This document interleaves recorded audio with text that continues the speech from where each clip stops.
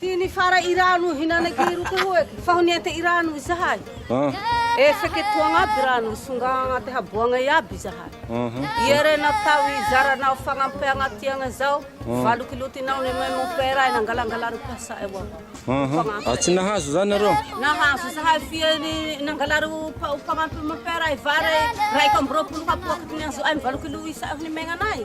Ai nanao kory tsisy entany very sa nanao kory? Nisy. Efa tiantena niente.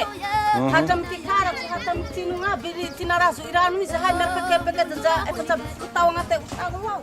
Nisy zaza yo efa bela vevave. Ai manao kory anarô amizao fotoana zao manao kory? Zahay hinana za mia mandigna vao ze raha hume anay zay mbetse wapao. Zahay na huni meanga ze na fumapanga za zahay am vumbe to tsy misy nahazo ndaray. Fa vare valu kapo rai kambropolo kapoaka tini me anay. Zao. Le sahanga presidente yang tinang me anay vare dimapulu kapoaka isanul. Zao. Ndao. Sota pesa.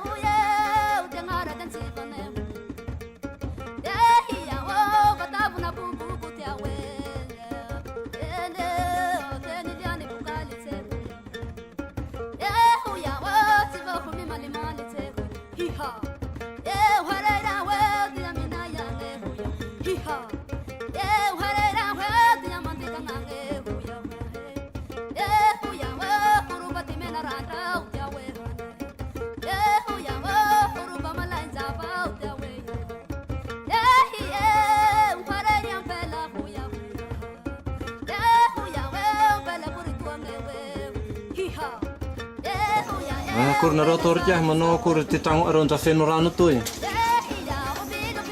Lege ka havy andro. Ai nda miakatra anjomba toy manao kory. Zahay na to hilay tabya. Ilay nareo hananikeo. Ka tragno ndapi uti. Ta aho engang ito ho entang yo. Taune ito. Siry mianaka zao nareo tragno to.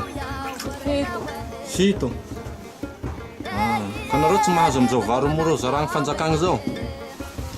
Nisora tsy lahat ng sikanta ati takarakas.